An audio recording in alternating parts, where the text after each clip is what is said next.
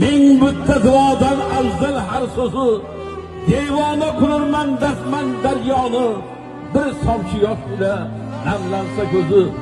Kelib qo'ysang agar shoir deganni, she'rlarning tog'ning tog'iga 100 mingta majnun ham nima bo'libsin, arzimas sochining bitta oqiga.